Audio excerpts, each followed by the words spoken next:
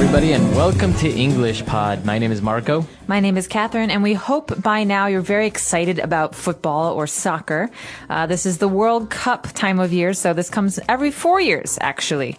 And we've got a lesson all about it. That's right. So as everyone may or may not have heard, we are actually in the middle of the World Cup. And as you say, it's a football or soccer competition. Now, soccer is only used in the United States. That's right. It's used in the United States, although football can be confusing in a place like Australia, where they have two different games that are called football. That's right. So it's a little bit difficult at times to tell someone that you play football and they think you play American football or Australian football or soccer. So it's a little bit confusing. It can be, yeah. All right, so we have a great lesson all about the World Cup. We're going to explain a little bit, and so let's listen to the dialogue for the very first time.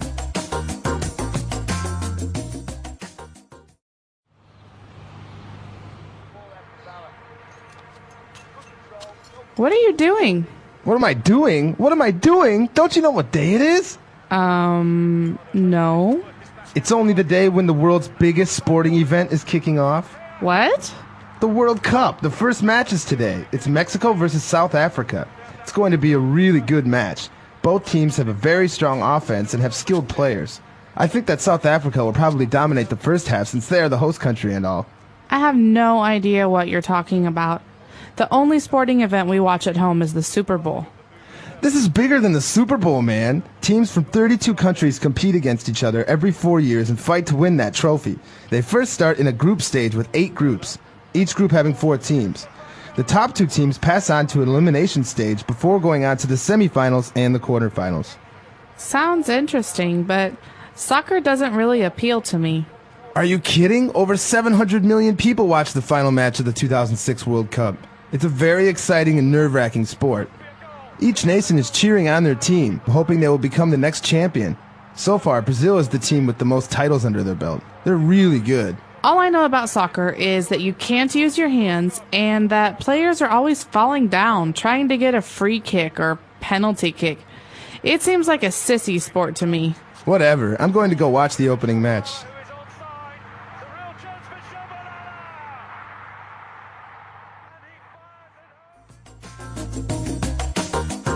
All right, we're back. So obviously, 2 people discussing or fighting over the World Cup and soccer. One of them doesn't really like it.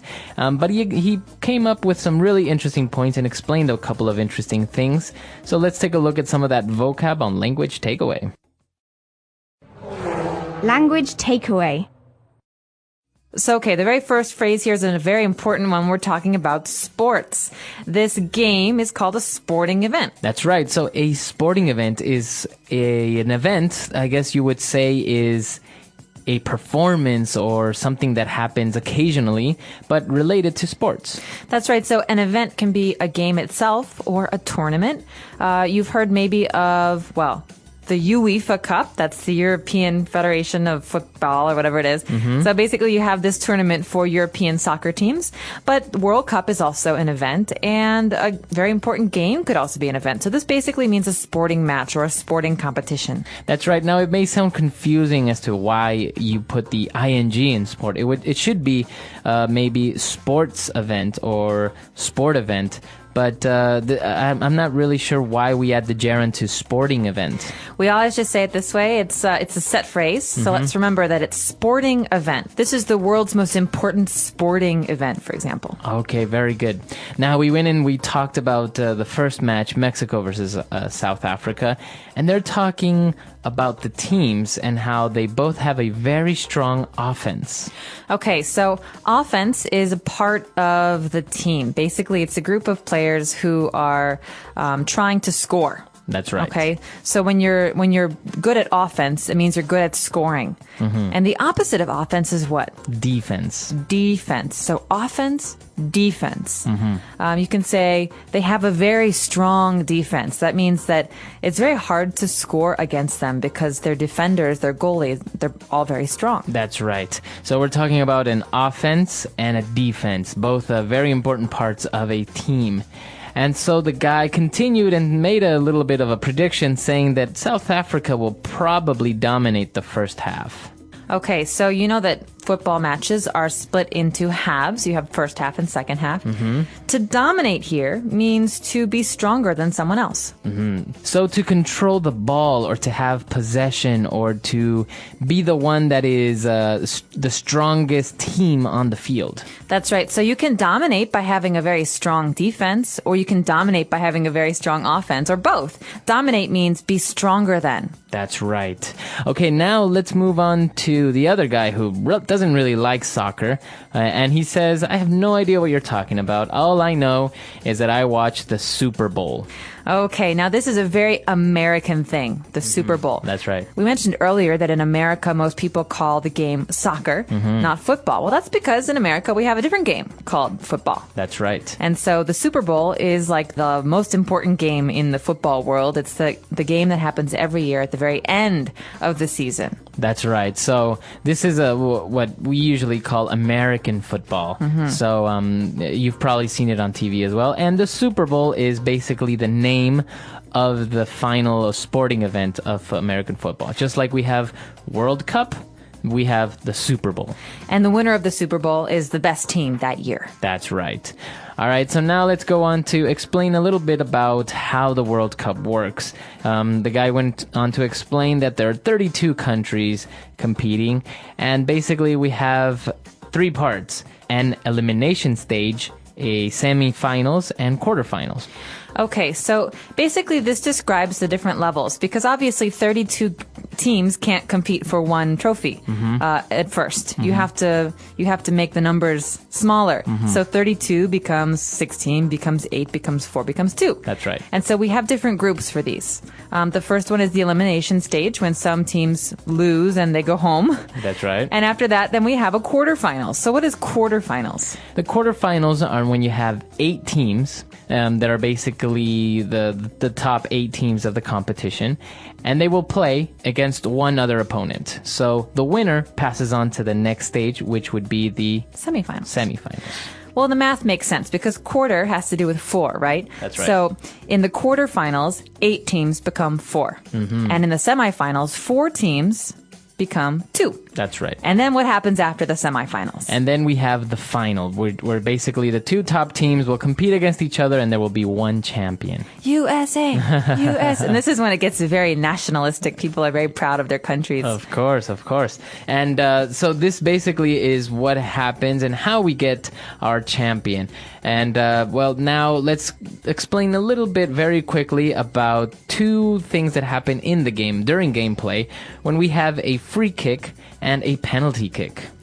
Okay, so a kick, you just kick the ball. But sometimes when the ball goes out of bounds, or when a player is injured or there's a foul, then that player or his teammate can take a special kick. All right, and so a free kick it's just a kick from anywhere, right? A free kick is a kick that you get basically according to the referee, who says, okay, stop the game. He's going to kick from inside the lines. That's right. So wherever you are fouled, wherever somebody maybe hit you wrong or something happened, from that position you will kick freely towards the goal or wherever you want. You can pass to your other players as well. That's right. But a penalty kick is a bit different because you have to be in a special place when you do it. That's right. A penalty kick is when you are fouled inside the box, what they call it, is in the area very close to the goalie. So if you commit a foul there, then the other player will receive a penalty kick, and it will just be him against the goalie, and he must kick the ball. I think it's approximately 10 meters, if I'm not mistaken. Yes, and this is why it's very dangerous, because you're so close to the goalie and no one can stop you. And so when fouls happen inside that special box, it's usually bad news for the goalie. Yeah, of course. So this is what happens during a penalty kick, and well, basically you have no defenders, so it's just you, the goalie, and it can get, as you said, very complicated for the goalie. So all right, so we've taken a look at a lot of things on language takeaway. Let's move on now to 3 phrases on Fluency Builder. Fluency Builder. Okay, so this is a great word to describe how I felt last week when I watched the England versus America match. I thought it was a nerve-wracking game. That's okay? And we heard this in the dialogue, right? Yeah, you said it was a very nerve-wracking game, or in the dialogue the guy said it's a very exciting and nerve-wracking sport. So if something's nerve-wracking, what does it mean? Well, basically, if you break it down, nerves are those things in your body, in your skin, that make you feel. So if someone hurts you, you feel it because of your nerves.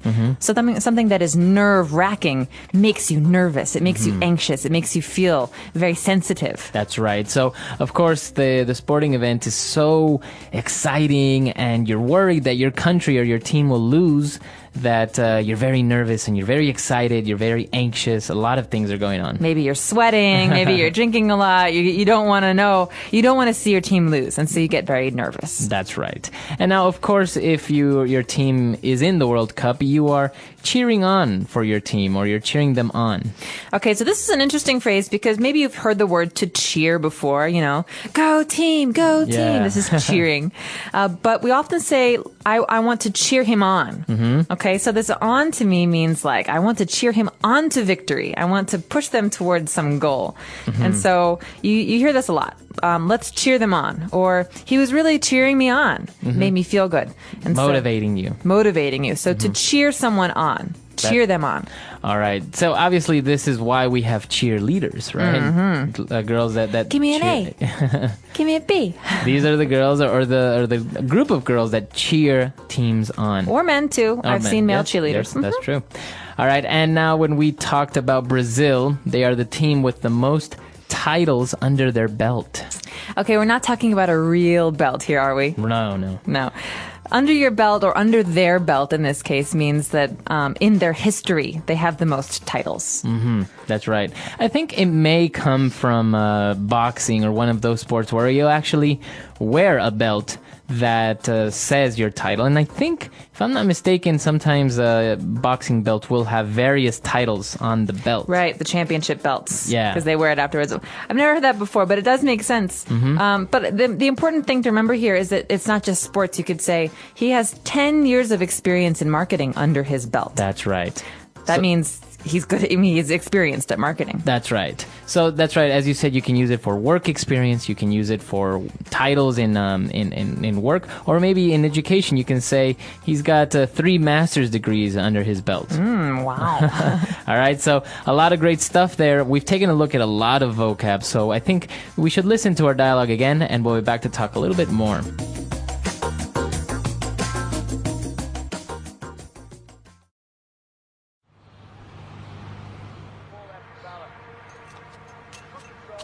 What are you doing?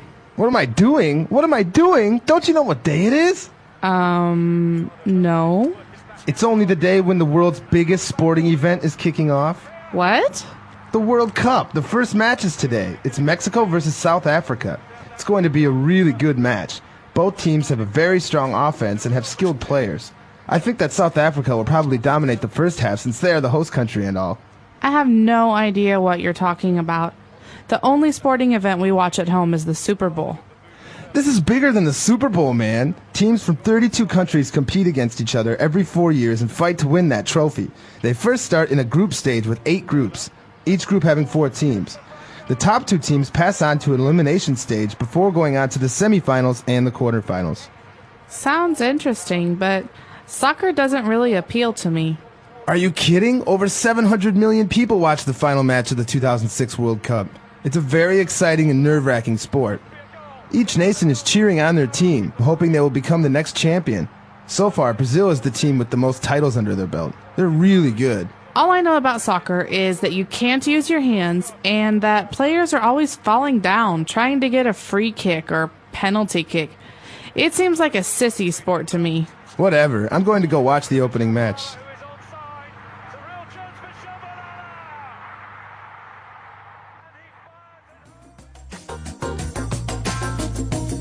All right, so the World Cup, as we said, it gathers over 100 million people to watch the final in 2006. Now, this sport is not very popular in North America.